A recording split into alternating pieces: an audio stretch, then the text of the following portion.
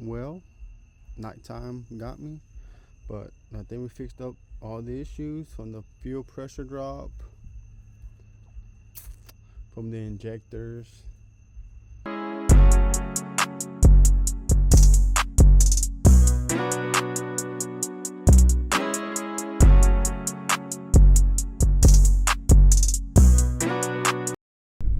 Alright, about to go for a test drive. And now I'm time to go to the store, and now I'm gonna watch truck and maybe think of dog food. Yeah, store, then we're gonna go to the car wash. Just test drive the truck. With the finalized tune so far, what I can do, I'm not the best, I'm saying, but you know, I'm learning. And it runs way better than it was before. Let's try it. Let's go give it a ride. Alright. How's it riding, Emma? Good. Good, right? Just cruising. That thing's running smooth. AL4's on dialed in.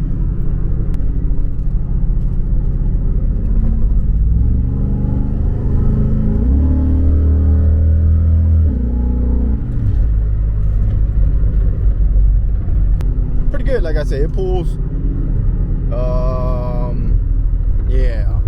If it was on a single cab, yeah, that shit would be on another level. Even with this extended cab, I got a toolbox full of tools. This 1,000-pound speaker behind me. I don't say 1,000 pounds. That's at least 500, 400. Stop the cap. Because the box double birched. And she cruising now. She ready. Tuned up. I mean, this is the best I can do. I mean, overall, she does pull. Like every gear when I get on it, it's still like yanks. Even if it's on high gear, that bottom end power kicks in, pulls it in. Yeah. So I'm gonna go over the parts that got deleted, and I'm gonna also show you the intake. What you think, Emma?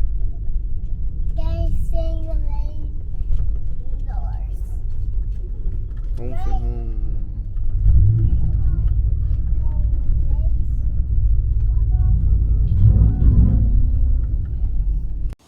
Alright, stock intake. The Malone intake just installed. Well, I've been had it for a while. There's the date right here, man. I just got it tuned. For right now, it's a good tune. Like I said, I'm not a tuner, but I've done better than the tuner I took it to. Not Brandon LSX, that's my dog, but for other folks, they had the Donald tune, so I guess. But yeah, I got it running good. It pulls way different. One thing about this intake, basically you can feel it through the RPMs all the way across. You can just feel that curve, like that power curve is going straight after it hits around 48. It quickly goes down. The thing about this intake, it does the same thing, but this one, low key with this intake, I had crazy bottom end power. But I felt like after like 4,000 RPM, that curve starts dropping like fast. Like you can feel the power, like it will increase out of nowhere, then it will just drop. This one, the way the power curve is like pretty balanced with this setup. But this one they had a tune though. You gotta keep that in mind. I didn't have an AFR setup, so I'm gonna make up a tune with this intake. And I may raffle out this intake also, since I won't really need it. Somebody else can use it and I'll have a tune for them. Maybe, we'll see how that goes. But we're gonna go over the sensors. What was canceled, what was used. This you can reuse, maybe if you have an AC compressor. If you don't have an AC compressor. If you have an AC compressor, you're gonna have to buy the swivel 90-degree elbow. I bought the swivel elbow because I had to turn it in a tight spot between the behind the compressor and the fuel rail. Right here is capped off. The temp sensor, this what the computer reads. So that hooks up to the right here. There it is, it's right below the compressor. It's in a tight spot. So that's where the temp sensor goes. That's that's what the computer reads. There's another temp sensor on the block. This one right here, that hooks up to my dash. That reads the block temp. So if this gets canceled, that's the EGR. That's the hose that hooks up from the header to the intake. I got that capped off back there. So this too gets canceled. Let me see. The throttle position sensor, this throttle body comes with it. The idle air control, IAC. The throttle body comes with that also. It's right there.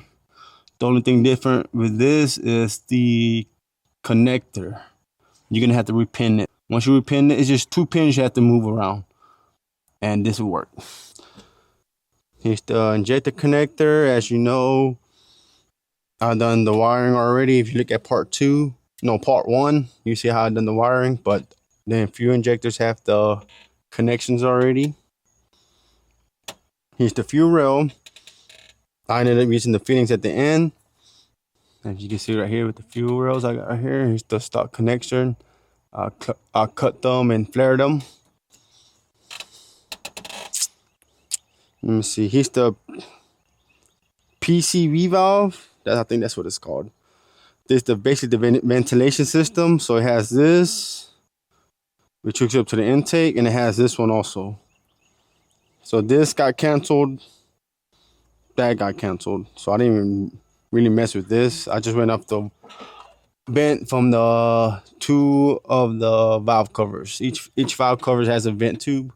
So here's this one, runs across to the catch can. Here's the second one, runs to the catch can, and the catch can dumps it down below. No oil comes out, but it dumps out the leftover crankcase pressure. I did have it hooked up to the intake, but turns out it was still getting oil sucked in. It wasn't sucking in oil, but it left like an oil residue lining in my throttle body. So I just canceled that out. So the throttle body comes with a TPS sensor, idle air control sensor, and the intake temp sensor, which is right here. That it comes with that sensor, and this is direct connection, so you don't got to worry about that. I'm not sure if I mentioned the TPS on this throttle body sucks. So this is like my 5th one. This one also went bad on me right now. So I'm getting a code on my computer saying it's bad, even though it's reading good. It's reading the percentage, so I'm not sure what's going on. So I'm buying me a replacement one. But it still runs good. It just starting up, it kind of like bogs down. Let me see what else. So that gets used. The manifold absolute pressure sensor, this gets canceled. It doesn't get canceled, but you have to buy a 1/4 inch threaded MAP sensor, a bar 1. If you're not going boosted, get a bar 1, which is this sensor. It's right here, and it comes with its own connection, so you're gonna have to hook up that connector, cut the old connector from the stock sensor and wire in the new one. So this gets canceled. This is the evap. This hooks up off this, hooks up to the, I did have it hooked up, but I ended up canceling it. Just put a filter right there. Basically that's where the fumes of the gasoline comes out. I may end up canceling this and the ABS system, and that's about it. Just looking at it, canceled, reuse. That comes with throttle body. That comes with throttle body. Cancel. We reused that. Lines. Canceled. Reused. That's the. Oh, I didn't went over this. This is the heater core, which you see right there is hooked up. I think that's it. So yeah, before and after, it's easy swap. Well, I went through a lot. Basically, it wasn't easy, but now I'm explaining to y'all so y'all know what y'all gonna go through. I did got the aftermarket throttle plate, so I can hook up the throttle cable. I had to get like an old school throttle cable. As you see this connection. That's the old school type where it pops in. You had to use that clip to hook up. You do have to buy a aftermarket Holley carburetor kit for this to hook up the throttle cable. So you have to get a new old style Chevy truck cable. All right, my camera died. It's dying. We got the new mics. Thanks to y'all. Not really, but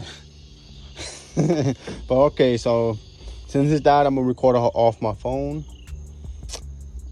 So yeah, I just went over all the sensors, what got used and what got canceled. This intake is a must get well, basically you have to get this intake, I'll say, because the stock, they don't make the spacer no more. The injectors are pretty expensive throughout the body, but it is to get that setup I have, the stock setup, the stock intake and all that, because it's a rare setup. Not many people have that. And also basically the new setup, also not many people have that either. So either or is good.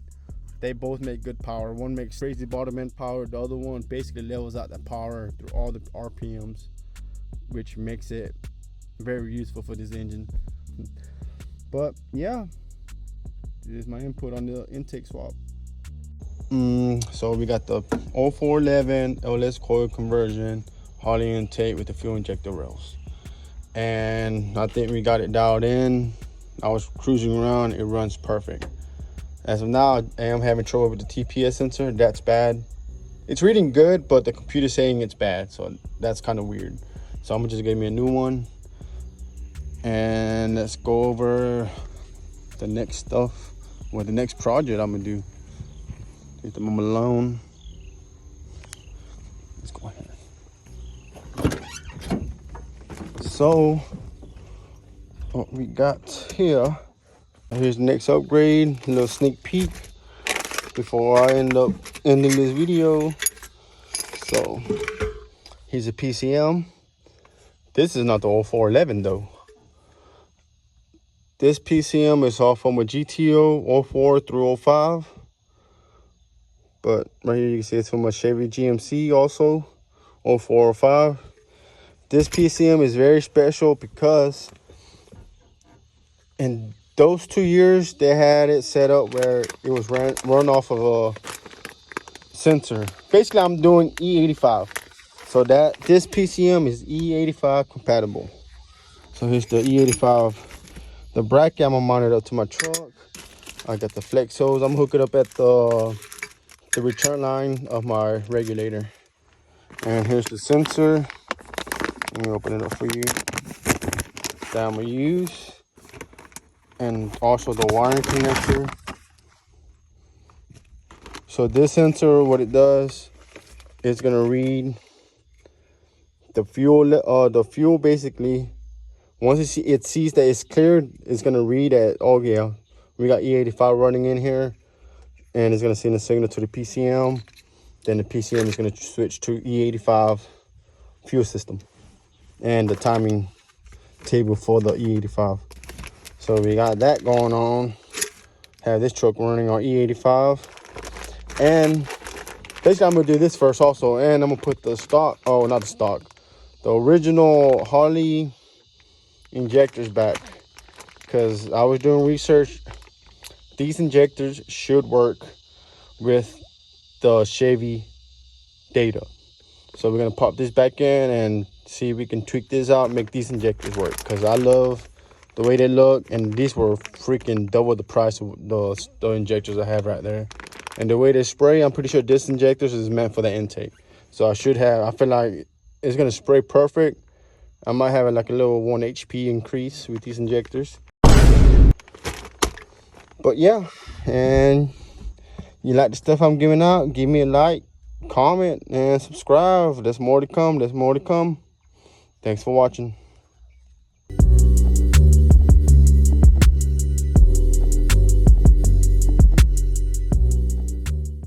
All right, y'all made it to the end, and I'm just give you a little bit of info on the tune. We got the mass airflow sensor dialed in.